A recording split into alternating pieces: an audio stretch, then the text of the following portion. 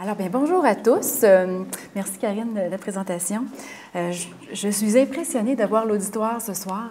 Première des choses, je suis contente de voir aussi des hommes. C'est comme, je me sens comme dans mon bureau. Alors, c'était ma mission, c'était de démystifier un peu la mastectomie préventive. Puis souvent, je demande à mes patientes, justement, venez avec votre conjoint, c'est important pour discuter. Alors, première des choses, j'ai une petite question à vous poser à main levée, là, juste comme ça. Qui a déjà lu sur la mastectomie préventive? Lu, juste lu, puis lu, là, tu sais, comme ça. Parfait. On va commencer. Ça me donne une idée un petit peu d'où est-ce que vous partez aussi dans l'auditoire. Alors, ce que je vais parler dans la présentation, je vais définir un peu, évidemment, la mastectomie préventive. On va reparler quand même du dépistage des personnes à risque, parce que c'est important dans ma clientèle, qu'est-ce qu'on va choisir comme patient. Les moyens préventifs vont être rediscutés. On va également parler du processus décisionnel qui va mener vers la mastectomie préventive, la description de la chirurgie. Donc, on va parler peu de la reconstruction parce que c'est dans le deuxième volet, mais tout de même, c'est important que j'en parle parce que moi, j'ai un rôle à jouer dans ça aussi. Et les avantages et inconvénients de la procédure. Et brièvement, je vais parler de la mastectomie préventive contralatérale, c'est-à-dire lorsqu'on a fait un cancer du sein, des fois les gens me disent on va enlever l'autre sein préventivement. Je voulais quand même en glisser un mot dans cette présentation. Alors, je parle un peu vite, je vais essayer de me ralentir déjà, je me sens habituée à mon rythme. Alors, c'est quoi une mastectomie préventive? Pour un peu vous démystifier, c'est enlever en fait les deux glandes mammaires, les deux seins, dans un but préventif avant l'apparition d'un cancer. Donc, la prévention, c'est avant d'avoir fait un cancer. D'abord, avant qu'on les voie, ils ont d'abord été dépistés la plupart du temps, les patientes. Comment on les dépiste? Avec l'histoire familiale de cancer du sein ou des ovaires, ou quand ils ont plusieurs cancers dans la famille, déjà, ça allume des petites lumières pour nous dire « cette patiente-là mériterait d'être vue en génétique ». Évidemment, il y a des fois des gens qui sont connus dans la famille qui sont porteurs. Fait que déjà aussi, on veut savoir leur risque à eux autres. Alors, c'est des gens qu'on va aller aussi nous référer pour nous en tant que tels. Quand il y a une histoire familiale d'un homme qui est atteint dans la famille, ça nous chicote aussi un petit peu. Et souvent, on va avoir dans la famille des patients qui vont être à risque. Et nous, au Québec, peut-être pas à Québec, mais on a quand même les Juifs ashkénazes, qui sont en fait des Juifs qui viennent de l'Europe de l'Est surtout. À Montréal, il y en a peut-être plus. Ici, on en a, mais un petit peu moins. De mon côté, lorsque j'ai opéré un cancer du sein, j'ai des facteurs aussi qui vont me faire dire « cette patiente-là, j'aimerais ça qu'elle soit vue en génétique ». En fait, dans des cancers qui sont un peu typiques, pour ceux qui n'ont peut-être pas lu ou qui n'ont pas jamais vu sur le cancer, on appelle ça des cancers triple négatifs, mais je vais vous éclaircir ça. C'est des tumeurs un peu moins fréquentes, mais qui ont des caractéristiques pathologiques qui font en sorte qu'elles sont plus agressives. On appelle ça les récepteurs hormonaux négatifs. Il y en a peut-être dans la salle qui en ont déjà entendu parler, et HR2 négatifs. Ceux-là, on les cible, sont plus rares, puis c'est important qu'on les envoie souvent parce qu'ils peuvent être porteurs de mutations. Les femmes aussi, qui ont 40 ans et moins, et les cancers du sein qui sont de deux côtés en même temps ou très proches là, dans l'apparition l'un de l'autre. Alors, j'ai sorti un article qui était récent sur le risque de développer un cancer du sein pour les porteurs de mutations. Dans notre centre, évidemment, on a quand même bénéficié au cours des années d'une expertise. On s'aperçoit quand même qu'il y a des facteurs de risque qui sont élaborés. Souvent, on disait que quand on était porteur d'une mutation, on avait un risque qui était entre 40 et 80 %. C'est assez vague quand même, mais c'est significatif. Alors ici, on avait une moyenne pour les BRCA1 qui était autour de 67 % dans les dernières cohortes qui ont été analysées. Et la même chose pour les BRCA2. Comme vous le savez peut-être, les porteurs de mutations, des fois, ce n'est pas juste le cancer du sein qu'on examine, qui peuvent développer un cancer du sein, mais aussi de l'ovaire. Donc, on voit que, évidemment, dans le BRCA1, on peut avoir des cancers du sein de l'ovaire de l'ordre de 45 % et un peu moins, par contre, de 12 % dans le BRCA2. Alors, le BRCA1, c'est probablement le cancer, je vais le mentionner parce que vous allez comprendre au cours de ma présentation pourquoi je reviens à ça. C'est majoritairement des patientes qui ont des cancers un petit peu plus agressifs, comme je le mentionnais tout à l'heure, et qui sont plus résistants au traitement de chimio. Alors, ceux-là, peut-être, c'est sûr ont un avantage un peu plus poussé d'avoir une mastectomie préventive. Les BRCA2, ce sont des patientes qui ont des mutations. Hein. Ils n'ont pas le gène qu'on dit BRCA, mais la mutation du gène. Ils ont effectivement des tumeurs qui sont plus ressemblantes à aux cancers habituels qu'on peut retrouver dans la population générale. Mais par contre, dans tout ça, il y a une grande variabilité selon l'histoire familiale. Ce qu'on veut dire, c'est que moi, quand je fais l'histoire ou que n'importe quoi, on vous demande le pédigree de votre famille, c'est qu'on sait que la patiente qui a une mère qui a eu un cancer à 50 ans, ce n'est pas la même chose qu'une sœur qui a eu un cancer à 25 ans. Ni le suivi, ni notre décision de faire l'opération va être en même temps nécessairement. Donc, l'histoire familiale nous aide beaucoup. Peut-être que dans le futur, on va avoir d'autres informations pour vraiment nous cibler à quel âge va se développer tel cancer. Mais au moment où on se parle, l'histoire familiale est un outil, nous autres, qui est très important. Alors, même aussi, ce qu'on calcule lorsqu'on voit une patiente, c'est le risque, dépendamment de l'âge qu'elles ont. Vous savez que notre espérance de vie au Québec est à peu près de 80 ans, mais on a quand même un risque plus élevé de faire développer un cancer si on a 40 ans, puis on le sait, que si on arrive à 70 ans et on n'a pas encore fait de cancer, bien, les chances d'en faire un sont moindres. Alors, c'est ce que j'entends par le risque diminue avec l'âge. Mais ça ne veut pas dire que plus on vieillit, moins on a de chances de faire de cancer. Au contraire, on sait que le risque augmente. Je vais parler brièvement parce qu'il y en a qui ont des cancers, on trouve des mutations chez les hommes. En fait, chez la population générale, l'incidence du cancer du sein, c'est à peu près, on dit moins de 1 pour 1000. Pour les BRCA1, évidemment, ils ont moins de glandes, les hommes. On n'a pas une augmentation si importante de développer un cancer. On dit 1 pour les BRCA1 et 7 pour les BRCA2. Alors, c'est pourquoi on les met dans une classe à part, les BRCA, chez les hommes, mais il faut considérer les autres facteurs de risque, donc ils ont des fois des suivis qu'il faut faire malgré tout, et c'est important, mais on ne fait pas nécessairement de mastectomie préventive à ce moment-là. Alors, une fois on a réglé l'histoire on a établi qu'il y a un risque qui est élevé. Et un risque élevé ne veut pas dire juste une mutation génétique, mais aussi, comme je l'ai mentionné, une histoire familiale qui a été évaluée dans un conseil génétique et qui fait en sorte qu'on essaye après ça d'établir la conduite. L'importance des personnes qui ont pour toute personne qui a un risque de développer un cancer ou qui a une manifestation génétique anormale, il est important, en fait, de rencontrer une équipe.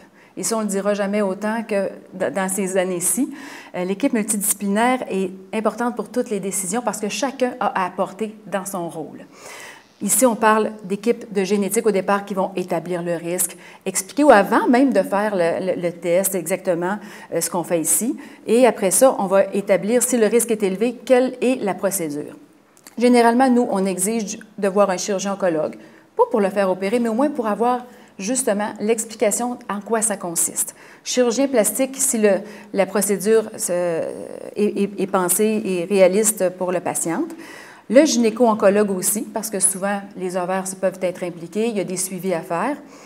Et également le psychologue et notre centre de ressources et d'informations qui nous aide beaucoup, nous, pour faire le parrainage avec les patients qui ont vécu déjà des histoires comme ça, ou même juste l'information qu'on vous remet ici. Ça nous a aidé beaucoup au cours des années à justement mieux expliquer, à prendre la décision. Alors, pourquoi donc voir plusieurs médecins? Eh bien, comme je l'ai mentionné, évaluer et expliquer le risque personnel, parce que c'est un risque aussi qui appartient à la personne. Ce n'est pas nécessairement la même chose pour un autre BRCA1. Et également, celui des membres de la famille, parce que souvent, même, on voit ça, moi, là, c'est pas pour moi, c'est pour ma fille. Donc, c'est quand même quelque chose qui est très important d'avoir dans l'équipe.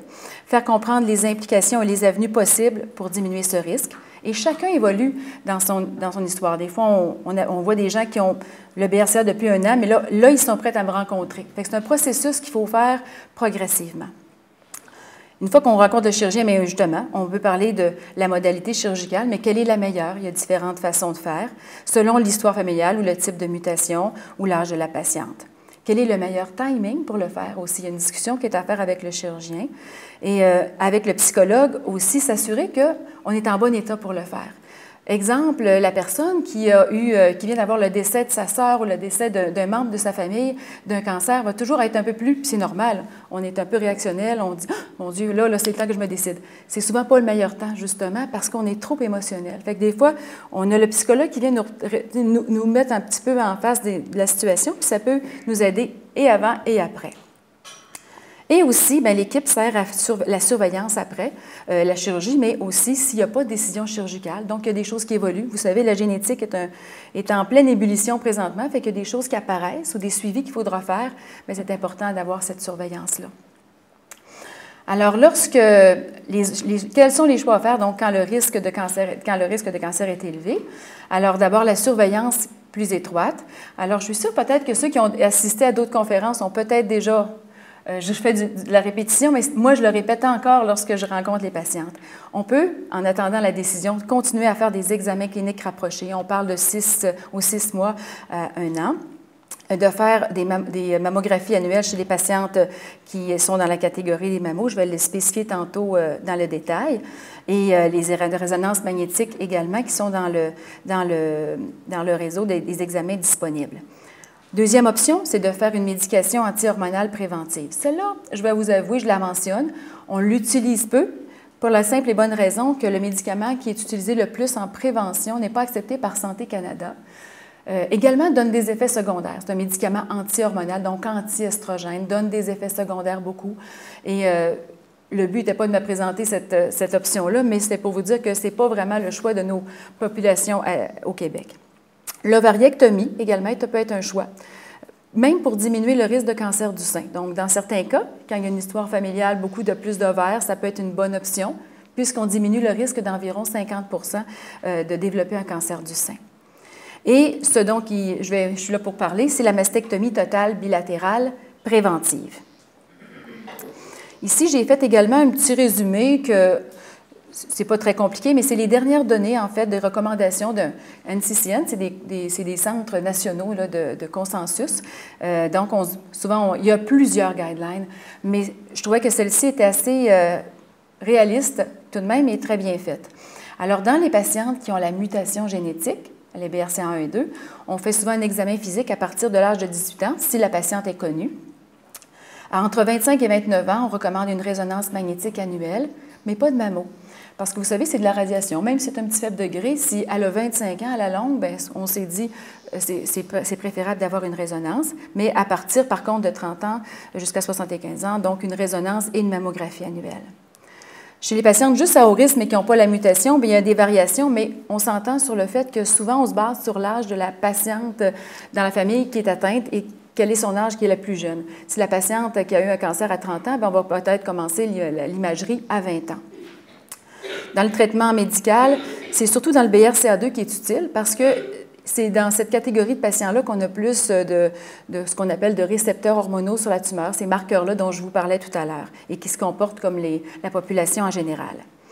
Et la mastectomie totale bilatérale, elle, donc dans le BRCA1 et BRCA2, elle a un bénéfice certain étant donné le risque est au-dessus de 30 % et elle peut être possible chez les patientes un peu plus à haut risque mais qui ne sont pas connues pour une mutation, dépendamment de l'histoire, dépendamment de beaucoup de facteurs qui vont en faire en sorte qu'on est capable de mieux cibler. Ce qu'on veut, là, c'est aider la patiente dans la décision, mais aussi qu'on sait qu'au bout de la ligne, on a pu prévenir un cancer.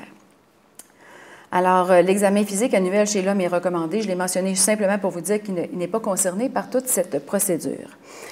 Alors, on s'est questionné, les gens qui font des suivis particuliers, bien, juste les suivis, est-ce que ça a une valeur, ces examens-là? Parce que ceux, peut-être qu'ici, il y en a qui ont déjà passé des examens, c'est angoissant. Même si ce n'est que la mammo-dépistage, on a toujours peur, ça va-tu sortir quelque chose? Ça crée une petite angoisse. Bien, chez les patientes qui sont à risque, c'est encore plus évident qu'eux autres, à chaque fois, il y a une anxiété qui est générée. Mais malgré tout, il y a eu beaucoup d'études. Et dans ces études-là, ça manquait que le fait d'être suivi, d'avoir un examen physique, d'avoir des examens radiologiques sérieux, bien contrôlés, ça diminuait l'anxiété au bout de la ligne et la détresse psychologique. Alors, le but de la mastectomie est de diminuer le risque de développer un cancer du sein. On voudrait 100 %, mais ce n'est pas possible. Parce qu'il y a toujours un petit risque malgré tout, puis je vais vous expliquer dans quelques minutes avec une photo pourquoi ce n'est pas possible de le mettre à 100 %. Mais il reste que de baisser le risque jusqu'à 3 à 5 %, c'est mieux que d'avoir une chance sur 80, d'avoir le 85 % du départ. On diminue aussi l'anxiété par rapport aux examens, parce qu'évidemment, si on enlève les seins, bien, généralement, ça fait comme ouf, on le sent sur nos patientes, ils ont l'impression de dire « Ah, j'ai fini cette période-là ». Et évidemment, pour une quantité importante de personnes, surtout chez les patientes de moins de 40 ans, on va avoir une augmentation également de survie, ce qui est quand même intéressant aussi. En quoi consiste la technique chirurgicale? Alors, pour être plus précis, je ne montrerai pas de photos épouvantables, inquiétez-vous pas. Alors, c'est d'abord, comme je l'ai mentionné, d'exciser toute la glande mammaire. La glande, ça veut dire tout ce qui est en dessous de la peau du sein, y même compris théoriquement le mamelon, et en gardant cependant l'enveloppe cutanée. Au fil du temps, on a développé cette technique-là, mais on ne touche pas au muscle pectoral, le muscle est en dessous. Les gens ont souvent l'impression que quand on enlève le sein, ils disent « Hey, vous m'avez enlevé le muscle ». Chez la femme, il n'est pas très développé. Donc, on a l'impression qu'il n'est pas existant, mais on ne l'enlève pas, et on n'enlève pas les ganglions non plus. Généralement, la population québécoise préfère évidemment une reconstruction immédiate quand on fait une chirurgie préventive, et je les comprends, on a le moyen de le faire la plupart du temps techniquement. C'est une belle avenue, puis c'est rare qu'on a affaire à des gens qui ne veulent pas passer là, sauf s'il y avait une considération de risque opératoire. J'ai mentionné ici que la préservation de l'aréole, parce que souvent les gens sont surpris, ils disent « Ah, vous enlevez aussi l'aréole? » Oui, parce qu'il y a des canaux qui vont jusque-là. Et on ne sait pas jusqu'à quel point on laisse, il y a quand même du tissu qu'on laisse. Donc, on sait que si on laisse le mamelon-là, il peut avoir un risque un petit peu plus élevé que mon 3 à 5 %. Malheureusement, les études, jusqu'à maintenant, sont un peu variées, puis on n'est pas capable d'établir un chiffre réel comme lorsqu'on enlève la mastectomie. Mais de plus en plus, on essaye, dans certains cas, de le faire, puis je vais vous expliquer, même je pense que ça va être Dr Gagné qui va l'expliquer plus, dans quel cas on peut le faire exactement. Mais on s'assure d'enlever le plus de tissu possible, c'est certain. Alors, ici, voici un dessin qui un peu montre... je peux-tu mettre un petit peu... Y a-t-il une petite... ouais. Alors, ce qu'on enlève, la glande, c'est constitué de canaux et de lobules qui aboutissent donc au mamelon. Comme je vous disais, quand on regarde ici, là, justement, l'aréole, on voit qu'ils aboutissent. Fait que si on en laisse, c'est du sein. Mais on enlève également toute la graisse qui entoure cette glande-là. Et ce qu'on épargne, évidemment, c'est la partie musculaire qu'on voit ici, du pectoral, et les ganglions qui sont là, on n'y touche pas. Ce qu'on ferait dans un cas de cancer assez souvent. Alors, c'est une autre photo pour montrer un petit peu le muscle qu'on voit ici et justement un peu l'amalgame de graisse et de glande qu'on peut voir sur cette photo-là. Alors ça, pourquoi je l'ai montré? À un moment donné, je ne savais pas trop comment expliquer comment on n'enlevait pas tout le sein.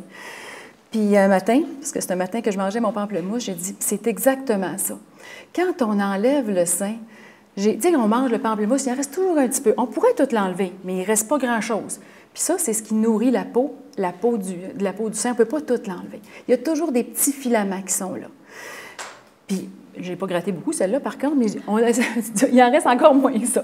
Mais c'est pour montrer que c'est un peu comme ça. Ce n'est pas comme un organe, comme un poumon qui est bien englobé. Le sein est variable aussi selon chacun. On n'a pas toute la même forme de sein. Il y en a que ça va être fluctuant. Donc, c'est pour ça qu'on a des chirurgies à pas 0 %. Il y a des matins comme ça que j'ai des idées pour expliquer. Alors, en fait, la mastectomie totale, généralement, comme je l'ai mentionné, se fait avec une reconstruction. Elle peut être immédiate, qui est la plupart du temps le cas, ou tardive, dans un cas où, par exemple, la patiente, on lui a enlevé les 2 seins, puis on veut le remettre, mais en prévention, c'est souvent en même temps. Il existe différents types de reconstruction. Ce que je veux dire dans ma présentation, c'est que la plupart du temps, ce qu'on fait en reconstruction pour les patientes avec des préventions, c'est des prothèses. Pourquoi? Parce qu'il y a du tissu dans le ventre qu'on peut prendre des fois pour, refaire le sein, mais 2 seins, ça prend plus de tissu, puis on n'a pas toujours la quantité idéale pour ça. Donc, il y a une disponibilité qu'il faut qu'il soit là. Alors, mais ça se fait, il y a des cas, puis c'est avec le plasticien qu'on décide la meilleure reconstruction possible chez la personne. Mais dans les faits, je dois vous dire que c'est ce qu'on utilise. Comment ça se passe, vraiment une mise en place de reconstruction? On travaille à 2, on s'organise une cédule. Et moi, je fais d'abord la partie, évidemment, pour enlever le sein. On s'organise pour les cicatrices. On essaie de faire les moins grosses cicatrices possibles, mais il faut tout de même enlever, comme je vous dis, toute une grande partie de sein. Et ensuite, la partie du chirurgien vient, dans un premier temps, ça se fait souvent en deux temps. Vous avez vu tout à l'heure, même il y a ceux qui voudront voir à la pause, justement des petites pochettes qu'on voit, qu'on met, ce sont des expanseurs. En fait, c'est des petites, on pourrait dire des petits sacs Des petits sacs qu'on va remplir progressivement en dessous de la peau éventuellement pour qu'elle prenne le volume. Parce qu'on enlève la peau, on replace ça en dessous du muscle, mais on ne pourrait pas mettre une prothèse d'emblée.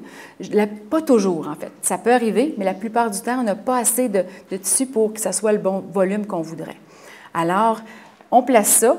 Et ensuite, le chirurgien, après qu'il ait gonflé progressivement, parce qu'il y a une petite valve, on met de l'eau là-dedans, puis on fait grossir ça jusqu'au volume désiré. Et ensuite, il y a une autre chirurgie pour l'insertion des prothèses permanentes. Il y a différents processus, évidemment, par la suite, pour ceux qui veulent des mamelons, pour ceux qui veulent des tatouages. Il y a tout ça qui va être expliqué par le plasticien, mais vous voyez que c'est des procédures qui sont par étapes. Juste pour vous montrer quelques photos, ce n'est pas dramatique, là, mais ici, c'était différentes sortes. Ici, c'est une mastectomie par diap. Une diap, c'est des tissus qu'on prend à l'abdomen et qu'on va effectivement rapporter en faisant vraiment, il va vous expliquer en détail aussi, mais des anastomoses, qu'on appelle des liens avec les artères pour justement remettre la graisse dans les tissus qu'on a enlevés. On voit ici qu'il est en recours de reconstruction. La patiente n'a pas encore ses mamelons, mais on voit que justement, on avait un bon volume d'en bas pour mettre 2 seins. Ici, c'est plutôt une mastectomie. Je l'ai montré ici, je la trouve intéressante parce qu'on voit qu'il y avait une qui a un mamelon puis l'autre n'est pas encore fait. La raison, c'est que cette patiente-là a eu une mastectomie parce qu'elle avait un cancer du sein à droite et on lui a fait la mastectomie et la mise en place de ses prothèses d'emblée. Elle avait la reconstruction, on lui a dépisté un gène et elle a décidé de se faire enlever l'autre sein par la suite. Alors là, on est dans la procédure. Voyez-vous, c'est différentes approches qui sont possibles, mais je voulais vous montrer quand même différentes options. Ici, c'est une mastectomie où on a préservé l'aréole et on a mis des prothèses. Alors, c'est quand même des cas qui sont, voyez-vous, c'est des patientes jeunes, et ça, c'était un cas parce que justement, elle était des petits seins, on pouvait se permettre de garder les mamelons en place, et c'est un exemple de résultat. Alors, à quoi s'attendre pour la chirurgie? En fait, ce qu'on veut, c'est se soulager d'éviter le cancer et de tous les traitements associés. Ça va donc diminuer l'anxiété reliée avec chaque examen ou chaque biopsie qu'on a.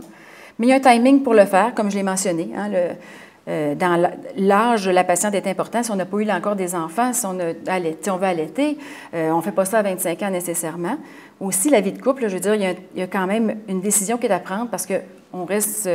C'est important pour notre décision. On a vu des fois des déchirements, des fois dans les familles, parce qu'il y avait quelqu'un qui avait pris une décision. Donc, je pense que c'est un processus qui doit être vraiment décidé dans un bon timing. Alors, prévoir aussi les absences au travail, comme vous voyez. Des fois, ça peut aussi inciter à dire « Oh, t'as une minute, là, je suis dans une période plus difficile. » C'est important de savoir, puis ça, c'est sans compter les complications qu'il peut y avoir. C'est un geste irréversible, alors il faut quand même aussi, puis c'est visuel, c'est important comme décision. Il y a différentes complications, il faut le savoir, comme n'importe quelle opération. J'ai sorti des chiffres, mais c'est surtout des chiffres américains, mais tout de même, il peut y avoir des hémorragies, des infections, des complications au niveau de la prothèse, puis des nécessités de réintervention chirurgicale quelquefois. Il y a des fois aussi que quand on parle des risques, la déception par rapport à l'image corporelle, même si la décision est bien faite, c'est une image de féminité, d'estime de soi. Puis il y a des fois que c'est pas mauvais d'avoir un suivi psychologique dans ce contexte-là. Aussi, il faut savoir que si jamais il y a une complication puis qu'on doit perdre le sein ou un rejet de prothèse, comme on dit, puis il faut vivre avec un bon bout de temps, pas de sein, bien, c'est mieux de se préparer, même si on ne veut pas le pire, c'est de le savoir. Ça n'arrive pas souvent, fort heureusement. Et évidemment, les autres choses qui peuvent arriver, c'est de découvrir un cancer durant l'intervention. Pas durant, mais à l'analyse finale, parce qu'on analyse tout ça. Ça n'arrive pas souvent. Souvent, c'est des bas stades. Et ça, même s'il y a une résonance, même s'il y a une mammographie qu'on exige avant. La pire éventualité, bien, on a tout fait ça, puis qu'il se développe un cancer. Comme je l'ai mentionné, le 3 à 5 % tu as l'impression que ça pourrait être un échec, mais ça peut être des choses qui peuvent arriver tout de même. Dans les études de qualité de vie, la plupart montrent que les gens sont satisfaits. Dans la littérature, c'est environ 70 %. Mais ce que je remarque dans cette littérature-là, c'est que c'est très diversifié. Fait qu'on, on s'est fait une étude il y a quelques années à Saint-Sacrement et on s'est aperçu que notre taux était à 95 % de satisfaction. Probablement parce qu'on avait seulement les BRCA aussi, donc il y avait un très gros risque, fait qu'il y avait quand même l'importance d'avoir la décision. On s'est rendu compte, par contre, qu'il y avait beaucoup d'effets de dépression qui étaient plus que chez les patientes qui avaient un cancer puis qui avaient subi la même intervention. Donc, on a introduit à ce moment-là, d'ailleurs, la psychologue pour nous aider, puis je pense que ça l'a aidé, puis même avec le Centre Rose, je trouve que nos patientes ont pris leur décision puis ils vivent très bien avec leur décision. Le suivi après la chirurgie, l'examen clinique annuel, malgré tout, qu'on recommande, de consulter s'il y avait une bosse ou quelque chose, évidemment, qui apparaissait, de consulter son médecin aussi s'il y avait quelque chose, mais il n'y a pas d'examen radiologique particulier en tant que tel. Par contre, nous, si on trouvait quelque chose, bien, on a l'écho et la résonance et quelquefois la biopsie qui va nous aider justement à faire un diagnostic s'il y a lieu. Mais on ne fait pas de mammo parce qu'il n'y a plus de glande mammaire. Alors, évidemment, il y a les recommandations pour le suivi qui devront être faites pour les ovaires ou autres organes. Alors, quand doit-on enlever un sein quand on a déjà eu un cancer? Alors, la chirurgie de l'autre côté, qu'on appelle, elle ne se fait pas dans n'importe quand, en fait. Moi, je dis toujours qu'il faut s'occuper du cancer d'abord, c'est-à-dire, je ne peinture pas le mur quand la maison est en feu, que je dis souvent. C'est important d'abord de régler le cancer. Par contre, si une patiente, par exemple, avait déjà une mutation et elle faisait ses suivis, puis on découvre un cancer, mais elle avait déjà fait un processus, puis que le cancer n'est pas agressif, bien ça, c'était par exemple une belle indication de faire les deux en même temps. Mais généralement, donc, on se positionne avec toute l'histoire du cancer en tant que tel. Il faut aussi que ça vaille la peine, comme je dis, même dans les patientes qui n'ont pas la mutation, on calcule un petit peu le risque, puis on se fait aider par des facteurs autres, puis qui sont mesurés par le généticien pour s'assurer qu'on ne fait pas une chirurgie inutile ou trop agressive pour rien. Des fois, ça peut être aussi pour améliorer la symétrie des deux seins. Alors, donc, comme je l'ai mentionné, c'est un risque individuel pour chaque personne. Il y a une réévaluation en conseil génétique. On ne veut pas traiter l'anxiété, on veut surtout s'assurer qu'il ne développe pas des métastases, puis qu'on est en train de faire enlever un sein, puis que finalement, ce n'est pas ça le but là, de ce qu'on veut. On veut améliorer la survie, on ne veut pas créer d'autres problèmes et d'autres complications. Donc, il faut toujours considérer le premier cancer. Mais on sait par contre que chez les patientes qui sont porteuses de la mutation, on a un risque plus élevé de développer un cancer du sein de l'autre côté, même jusqu'à 80 %. Ça ne veut pas dire qu'il faut l'enlever à tout coup, mais il reste qu'on a beaucoup plus de volonté de faire une chirurgie bilatérale dans ces cas-là. Alors, pour terminer, la mastectomie totale bilatérale préventive est donc une opération qui permet de réduire le risque de 95 %, mettons 98 dans notre cas, le risque de développer un cancer du sein chez les patientes qui présentent un risque élevé et d'augmenter la survie. Elle demeure finalement le meilleur moyen de réduire le risque. Elle diminue l'anxiété du cancer et les examens. Par contre, la décision doit être personnalisée, supportée et bien encadré pour faciliter l'acceptation émotive d'un geste qui est basé sur une évidence scientifique.